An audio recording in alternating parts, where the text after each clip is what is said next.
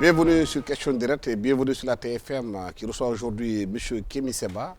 Kémi Séba est activiste, panafricaniste. Il écrit beaucoup de livres sur la marche du continent. Son dernier ouvrage s'intitule Époque, Obscure Époque. C'est ça? Oui, Obscure Époque. Pourquoi Obscure Époque? Tout d'abord, bonjour mon frère, c'est un plaisir de te revoir. L'une des premières interviews que j'avais faites au Sénégal, c'était avec toi et c'est donc un honneur de te retrouver quelques années plus tard. Obscure Époque tout simplement parce qu'il suffit de regarder les faits divers de sa fenêtre, il suffit de regarder la manière dont le monde tourne, il suffit de regarder l'actualité sous un angle géopolitique pour comprendre plus que jamais qu'on est dans l'une des époques les plus obscures des derniers temps du genre humain de manière globale. On est dans une société aujourd'hui globalisée où avec l'effet papillon, le drame des uns devient le drame des autres. Il y a des répercussions à tous les endroits, aux quatre coins du globe de manière générale. Et obscure époque parce qu'aujourd'hui la manipulation, l'instrumentalisation d'un certain nombre d'actions est devenue quasiment une religion. Certains vont parler de complotisme, moi je n'aime pas cette terminologie-là et je ne suis pas complotiste, c'est-à-dire que je pense qu'il y a des éléments qui sont des éléments réels et avérés, je n'aime pas l'exagération, mais je ne suis pas non plus un mouton qui pense que tout ce que les médias occidentaux nous disent est vérité ou parole d'évangile. Et dans cette dynamique-là, je fais partie de ces Africains qui aiment se poser des questions, qui aiment s'interroger, ne pas suivre bêtement ce que l'oligarchie d'Occident a l'habitude de nous imposer comme vision. Est-ce que nous sommes dans ce que Samuel Huntington avait dit, le choc des civilisations, ou bien ce que d'autres médias occidentaux disent, le choc des religions? Huntington l'avait dit, peut-être pas dans la même orientation idéologique que ce que nous exposons aujourd'hui, mais il est évident que certaines personnes veulent aller vers ce choc des civilisations-là, si tant est qu'on puisse considérer la société dominante d'aujourd'hui comme une civilisation. On pourrait aussi s'interroger sur la nature de celle-ci. Parce que souvent on nous l'impose comme une civilisation de fait. Une civilisation n'est pas en adéquation uniquement avec la démarche de puissance, elle est aussi en démarche avec une notion de valeur, avec une notion de principe, avec une notion de concept. Et on peut s'interroger sur le caractère sain des valeurs et des concepts aujourd'hui tels qu'ils sont constitués dans le cadre occidental de manière générale. Maintenant, pour revenir à Huntington, et là c'est un jeune Africain, jeune panafricaniste qui essaie de réfléchir sur ces questions qui parle, lorsqu'il le disait, c'est parce que lui pensait fondamentalement que de toute façon il y avait une incompatibilité structurelle en réalité entre le bloc dit occidental et le bloc dit oriental ou le bloc dit islamique. Il parlait à la fois sous une sphère régionale et il parlait à la fois sous une sphère religieuse. Moi, j'essaie de me placer dans un regard qui est celui d'une troisième voie, qui constate aujourd'hui qu'il y a une réalité. Il y a l'axe atlanto-saoudo-sioniste, et c'est paradoxal qu'on puisse accoler ces trois identités qui sont censées être différentes. Quand on parle de l'Arabie saoudite et d'Israël, c'est censé être deux entités différentes, mais qui au Moyen-Orient se retrouvent beaucoup lorsqu'il s'agit de converger vers la lutte de quelque chose qu'ils considèrent comme dérangeant, en l'occurrence l'axe qui va du Hezbollah, Syrie, Damas jusqu'à l'Iran, qui est un axe qui pose problème aujourd'hui à ces nations-là telles qu'on les voit. Et beaucoup de personnes commencent aujourd'hui même à vous dire, dans ce choc des civilisations, que certaines nations dites même musulmanes, en réalité, font partie de celles qui jouent contre les civilisations dites islamiques de manière générale. Ça aussi, ça vaut la peine qu'on se pose ces questions-là. Et donc, il y a aujourd'hui un choc idéologique réel entre ceux qui pensent qu'il doit y avoir un rapport à la tradition, et là, pas besoin d'être forcément musulman, moi je suis un traditionnaliste, certains vont parler de Tiédo, certains vont parler de vaudouisant, d'autres vont parler et qui s'intéressent à tout ce qui a trait au soufisme, à tout ce qui a trait à la spiritualité de manière générale, à la métaphysique, et qui a beaucoup lu René Guénon, et je constate une chose aujourd'hui, c'est qu'il y a les sociétés traditionnelles, celles qui sont enracinées dans un paradigme spirituel, culturel important. La Russie orthodoxe, par exemple, s'inscrit dans cette démarche, la Chine s'inscrit dans cette démarche, la Syrie s'inscrit dans cette démarche, et c'est pour ça qu'on essaie aussi de la déstabiliser, il n'y a pas que cette raison, il y en a beaucoup d'autres, on pourra en reparler. Il y a l'Iran qui s'inscrit dans cette démarche, le Liban qui s'inscrit dans cette démarche, et il y a en face d'autres qui veulent imposer une vision du monde, que certains ont qualifié de soit occidentalo-centrée, qui s'accolent avec d'autres paramètres, d'autres réalités, mais en tout cas qui ne veulent pas de ceux qui veulent comment dirais-je, une multipolarisation des forces. Certains veulent uniformiser le monde en fonction de leur propre volonté et d'autres veulent qu'il y ait différents pôles pour que le monde puisse exister. Ce n'est pas une guerre des intérêts qu'on est en train de voir? Certains veulent s'étendre, d'autres veulent simplement tenir, résister. Je dis ça sans angélisme. Ça ne veut pas dire qu'ils n'ont pas tous un projet, un minimum impérialiste. Tu regardes la Russie, par exemple, ils ont une volonté aussi de s'étendre dans la région qui est la leur. Ils ont une volonté de briller comme l'ancien empire soviétique l'avait, l'ancienne Union soviétique l'avait auparavant. De la même façon que tu regardes l'Iran, ils ont aussi un projet. Il faut qu'on soit aussi très objectif et qu'on ne soit pas dans une naïveté pure. Ils ont aussi un projet avec leur doctrine chiite qu'ils voudraient voir comme le réel islam et tout ce qui s'ensuit. Ne soyons pas naïfs. Mais il n'en demeure pas moins qu'ils sont des contre-pouvoirs, tout comme la Chine aujourd'hui, ils sont des contre-pouvoirs structurels objectifs. Et on le voit sur le cas de la Syrie. Quels sont ceux qui soutiennent aujourd'hui Bachar al-Assad? L'Iran, le Hezbollah, qui est une milice de l'Iran, ou un groupe de l'Iran, la Russie, et la Chine qui vient de rejoindre et qui va entraîner l'armée de Bachar al-Assad. Pensons-nous que ce qui se passe en Syrie est dû au hasard? Ces gens qui agissent en Syrie sont des personnes qui ont vu que lorsqu'ils n'ont pas agi avec Kadhafi, cela a déstructuré la région du Moyen-Orient, la région d'Afrique du Nord et le monde dans sa globalité.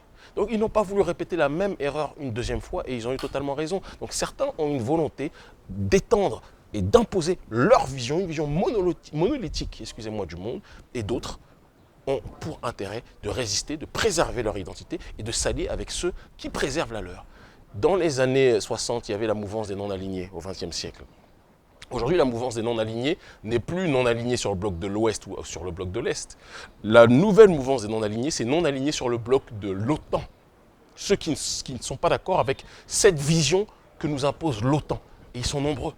Et ce qui est en train de quelque part de créer une force nouvelle, multipolaire, ce sont ces nations qui veulent pousser les peuples du monde à préserver ce qui fait leur lien avec l'humanité, ce qui fait leur lien avec la racine. Et René Guénon le disait quand il disait la crise du monde moderne.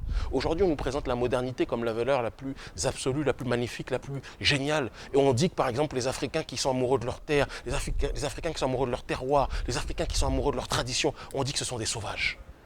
Mais la vérité est qu'on voit dans le monde qu'il y a des nations qui, tout en préservant leur particularisme, tout en préservant leur patrimoine historique, sont capables de se faire respecter par le reste du monde. Et moi, c'est quelque chose sur lequel j'aimerais que les Africains soient capables de s'inspirer, d'entendre. Justement, dans ce rapport de forces internationaux, où est l'Afrique? Qu'est-ce qu'il représente? L'Afrique, où est sa voix? L'Afrique aujourd'hui, malheureusement, est le centre de gravité de ce concert des nations, mais ne s'en rend pas compte, parce qu'elle le subit aujourd'hui. Elle subit une réalité parce que tout le monde connaît la richesse de son sol. Nous sommes tels des aveugles, assis sur un banc en or massif, qui passent leur temps à faire la manche. On va demander pour créer une émergence l'aide de nations qui sont les premières responsables ou co-responsables, parce qu'on a nos propres responsabilités en tant qu'Africains, il faut le dire aussi, mais qui sont les premières responsables de notre pillage, du dépouillement quelque part de nos matières premières.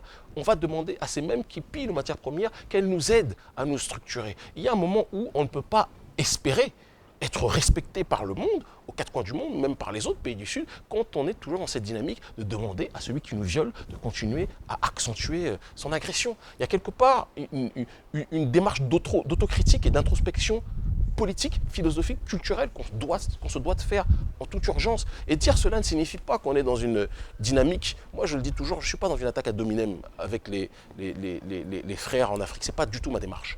Les dirigeants, quand j'ai dit que le plan Sénégal émergent, j'avais une distance critique dessus, non pas parce que je ne pense pas qu'il faille une émergence, parce que je ne comprends pas, comme le disait Thomas Sankara des années auparavant, qu'on puisse demander l'émergence à un pays qui est quelque part responsable en grande partie de notre noyade, de l'apnée dans laquelle on est plongé, apnée parce qu'on résiste, mais on est noyé aujourd'hui par des forces exogènes qui sont dans une dynamique de voir les matières premières, de voir, comment dirais-je, les richesses de notre sol, de voir ce que nous sommes capables de produire, et en fonction de cela, ils orientent les choses de telle sorte qu'ils puissent se présenter en amis, en sauveurs, en protecteurs, alors qu'en réalité, nous sommes quelque part leurs serviteurs. Et j'ai du mal à accepter, à comprendre qu'au XXIe siècle, on soit encore obligé de se tourner vers ces gens-là, alors qu'il y a une multitude d'alliés que l'on se doit d'avoir. Donc la place de l'Afrique, et je conclus par là ma réponse, très cher frère, la place de l'Afrique sera la place qu'elle aura en fonction de sa capacité à comprendre les enjeux géopolitiques du monde. Si la place de l'Afrique, c'est être toujours dans une dynamique de suivre les mêmes nations qui ont été responsables de notre délitement et qui ont été responsables du délitement des nations aux quatre coins du monde de manière générale, il ne faudra pas qu'on s'étonne qu'on soit toujours à la dernière roue du carrosse. Ou alors, on décide de prendre nos responsabilités, de multiplier les partenariats, de voir d'autres voies, comme des tas d'autres nations le font. D'accord ? Des nations qui, aujourd'hui, qui ont été colonisées comme nous hier et qui aujourd'hui sont dans une dynamique de pouvoir s'en sortir, elles sont nombreuses en Amérique du Sud, elles sont nombreuses en Asie. On peut multiplier les partenariats avec ces dernières. Il n'y a pas que la France. Mais il n'y a pas que la France aujourd'hui dans les partenariats économiques. Mais si on regarde bien en Afrique, tout le monde parle d'émergence.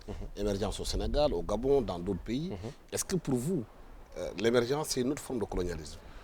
L'émergence, le concept d'émergence en tant que tel est quelque chose de positif à la base. Genre dans le texte, on soit dans une dynamique de trouver tous les moyens possibles pour sortir la tête de l'eau. C'est quelque chose qui devrait être nécessaire. Mais dans la réalité, il est évident qu'une émergence qui nous est proposée par ceux, je le dis et je le répète, qui ont un grand bilan en ce qui concerne la spoliation de nos matières premières, un grand bilan en ce qui concerne la déstructuration de nos sociétés, qu'elles soient politiques, civiles, traditionnelles de manière générale, on ne peut pas demander à ces dernières que ces forces-là puissent être des forces qui nous aident à nous élever. Donc bien sûr que c'est un nouvel apanage du néocolonialisme. C'est, j'ai envie même de vous dire quelque part, un concept complètement globaliste, mondialiste, qu'on essaye de vendre aux nations africaines, parce que ce sont les seules qui sont capables de gober ces balivernes de ces anciennes nations qui colonisaient auparavant, qui aujourd'hui se présentent en protectrices. On est les seuls à l'entendre, mais tôt ou tard, il faudra qu'on soit capable de sortir la tête de l'eau et de se regarder dans une glace. Parce que je ne peux pas accepter que dans les années 60 ou dans les années 50, on ait des pays comme l'Inde qui n'étaient pas dans un meilleur état que nous, qu'on ait des pays comme en Amérique du Sud qui n'étaient pas dans un meilleur état que nous, et qu'aujourd'hui, ces pays-là soient complètement sur la voie du développement, soit complètement sur la voie de la souveraineté, soit complètement sur la voie de l'autodétermination, alors que nous sommes toujours dans cette dynamique. Est-ce que ce n'est pas parce que ces pays-là ont pris le destin en main, ont décidé de miser sur l'éducation, alors que dans notre pays, on continue aujourd'hui à être instruit avec des manuels mais vous avez tout dit. Qui viennent d'ailleurs. Vous avez tout dit. Et puis, il faut même aller plus loin. Ce n'est pas simplement des manuels qui viennent d'ailleurs, c'est des manuels qui viennent de ceux qui nous ont colonisés avant. Donc, c'est-à-dire qu'on a dit qu'il y avait indépendance, mais dans les faits, strictement rien n'a changé. L'instruction que nous recevons sur le continent africain est une instruction qui a été faite par celui qui voulait nous assujettir. Or, on sait très bien que pour incarcérer quelqu'un dans l'esprit, il faut lui donner une éducation qui va dans le sens de lui faire penser qu'il est inférieur à autrui. De telle sorte que lorsque des personnes qui sont pourtant brillantes, comme les dirigeants, je ne veux pas croire qu'elles sont... Je ne fais pas partie des gens qui vont dire qu'ils sont bêtes pour être bêtes, ou pas, s'ils ne réfléchissent pas, c'est pour ça que le Sénégal n'avance pas ou que l'Afrique n'avance pas. Non, je pense que ce sont des gens qui sont instruits.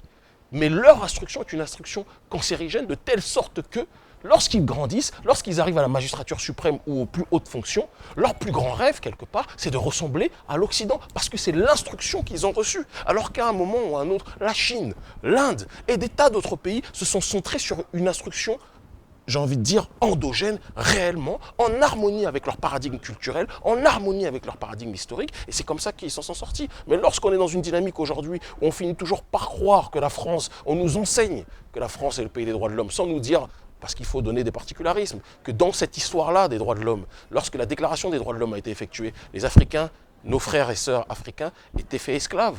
Ils n'étaient pas considérés, ils n'étaient pas concernés par cette déclaration des droits de l'homme et des citoyens en 1789. Ça, personne n'aime le dire. Je veux dire qu'il faut qu'on soit capable de briser ce mythe-là qu'on s'est forgé de celui qui est supérieur et nous qui serions inférieurs. Je sais que quand je dis ça, certaines personnes qui sont des francolâtres, des amoureux hystériques de la France, il y en a quelques-uns aussi ici, m'en veulent. Ils disent Kémy Séba, arrêtez d'importer votre haine vis-à-vis de la France. Je ne déteste personne. J'ai des tas de gens qui m'aiment en France, contrairement à ce que les gens veulent faire croire parmi le peuple. C'est vrai que les dirigeants ne m'aiment pas. Pourtant, dans ces pays africains qui subissent, il y a quand même un pays qui semble montrer la bonne voie. Tout le monde parle de Rwanda.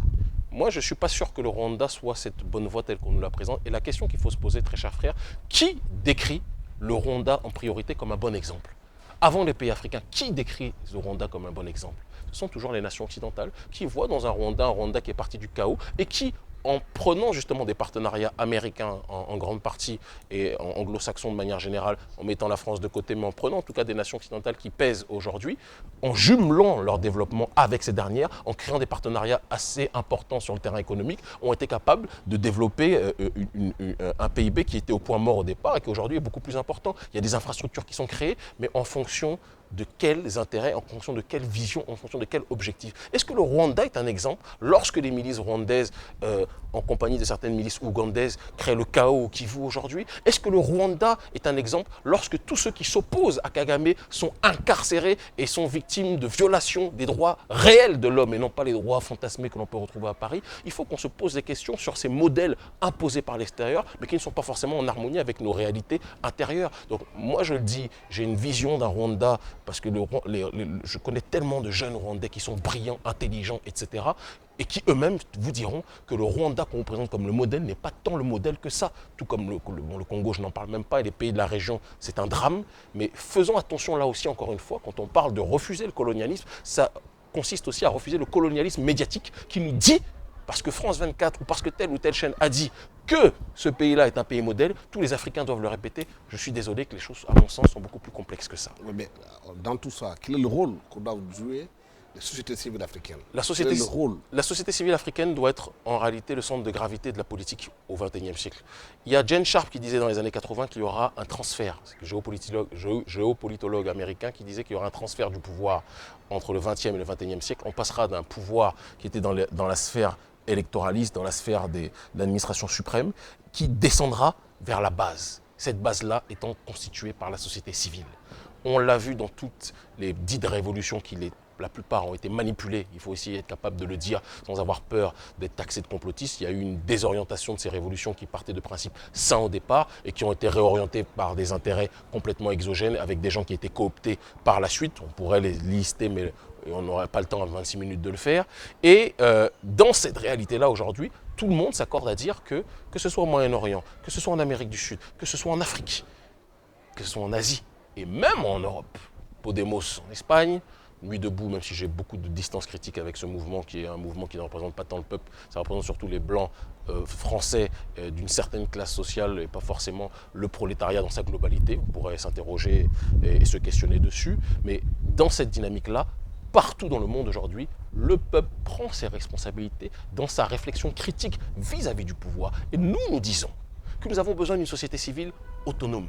Nous avons besoin d'une société civile qui n'accepte pas, excusez-moi de ce que je vais dire, mais les fonds de USAID, qui n'accepte pas les fonds de George Soros, qui n'accepte pas les fonds de toutes ces officines qui ont un agenda précis, qui se présentent en philanthropes, mais qui sont en réalité des extensions, d'accord, du gouvernement américain ou d'un certain nombre de nations occidentales. Et quand je dis ça, certains me disent « Kémy, tu dis ça parce que toi-même, tu t'allies avec le Venezuela, tu t'allies avec l'Iran, etc. » Je suis assez surveillé pour que si je reçoive de l'argent de ces nations-là, je pense que ça aurait fait le tour du monde depuis en réalité déjà très longtemps. Si la société africaine n'a pas les moyens aujourd'hui de faire sa politique, comment elle doit faire pour avoir les moyens de mener son combat? Déjà, je pense qu'il faut et c'est pour ça que moi, qu'on a contribué à créer un mouvement citoyen qui s'appelle Urgence panafricaniste. Les comptes sont très traçables. On n'est pas extrêmement riche, pourtant, en peu de temps, on a fait énormément de choses, que ce soit pour la Mauritanie, pour le CFA, pour un tas de problématiques sur le terrain social ou politique. La première chose, déjà, c'est d'être capable de lister les richesses et les potentialités économiques qui sont les nôtres.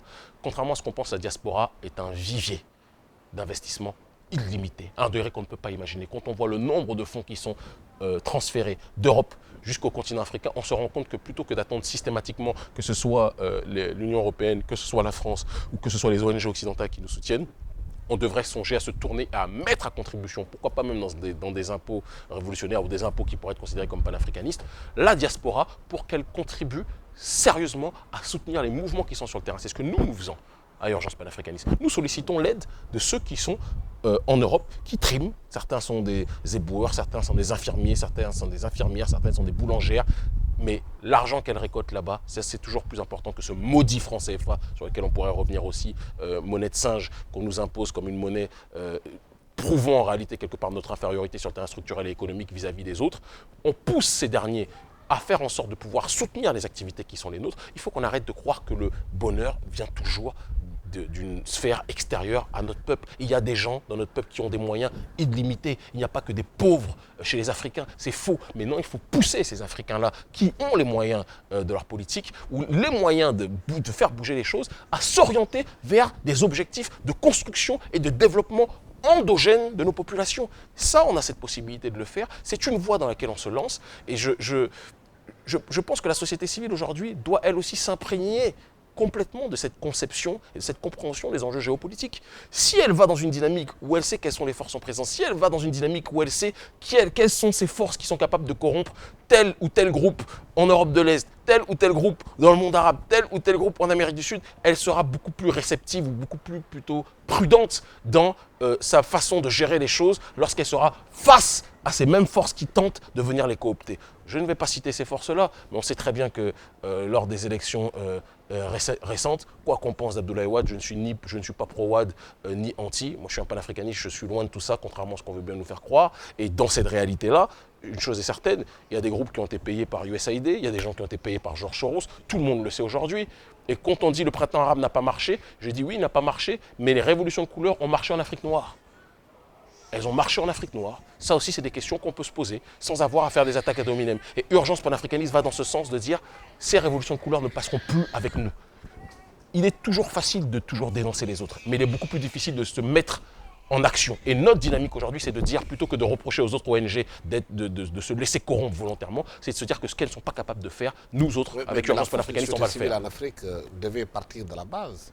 Si aujourd'hui, la plupart des gens, des populations ne comprennent pas la langue française sur laquelle nous parlons aujourd'hui, vous et moi, et ils ne maîtrisent pas les langues nationales, ne sont pas enseignées à l'école, c'est difficile que le discours puisse passer. Je vais nuancer votre propos par le gré de mes voyages. J'ai la possibilité d'avoir une réponse à cette question que tu poses. Excuse-moi, je vous vois, je te tutoie.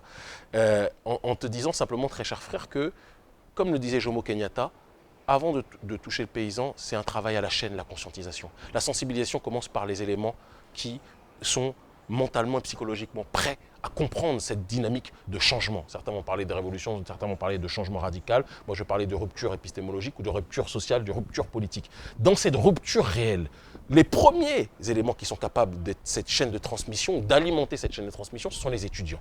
Les étudiants aujourd'hui sont de toutes nationalités. Il y a des Sénégalais, il y a des Béninois, il y a des Ivoiriens, il y a toutes les nationalités qui sont présentes, y compris au Sénégal. Lorsque ces dernières reçoivent le message, il en va de la responsabilité de ces étudiants d'activer ce processus par la suite de sensibilisation lorsqu'ils vont dans les villages, auprès de leur famille, de parler des réalités auxquelles ils sont confrontés. Et c'est ainsi que ce travail se fait à différents endroits, pas simplement au Sénégal, mais dans un bon nombre d'autres pays. Et je pense qu'il faut que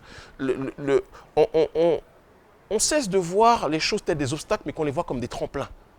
Tout le monde sait ce que je pense de la francophonie en tant que telle. Je préférais parler minant. Vous parlez Wolof. Si je parle le minant ou le fond de mes parents, je vais parler minant au fond. Je vais dire Tchaoro, Abok Pemi, Nukume Nignon. Vous allez parler Wolof, mais on ne se comprendra pas. Ce français qui n'est pas forcément ma langue favorite nous permet à l'heure actuelle de communiquer, ne serait-ce que temporairement, en attendant que l'Union africaine installe le Swahili pour qu'on puisse être capable d'avoir du nord au sud, de l'est à l'ouest, dans cette langue qui est la plus parlée du continent, une langue qui nous réunit. Mais en attendant que cette réalité soit mise en place ou soit activée, il faut qu'on se serve des choses tels des outils, non pas pour les promouvoir, mais simplement pour accélérer le processus de compréhension. Et par la suite, ceux qui sont aptes à communiquer avec les villageois qui parlent fon ou minant à Cotonou, à Abomey, ceux qui parlent Wolof, ceux qui parlent Peul à différents endroits au Sénégal, seront par la suite touchés d'une façon ou d'une autre, parce que quand la vérité commence à être activée, celui qui est capable d'être une bonne courroie de transmission peut accélérer ce processus-là plus que jamais. Voilà. Kémy Seba, merci d'avoir été avec nous sur ce plateau de la TFM. Vous êtes activiste et panafricaniste. Vous avez sorti un livre qui s'appelle Obscure époque, un livre qui évoque aujourd'hui ce qui se passe à travers le monde et sur notre continent. Merci d'avoir été avec nous sur ce plateau de la TFM. Merci à toute l'équipe technique qui m'a accompagné pour la réalisation de cette émission. Merci. Merci infiniment. Au revoir.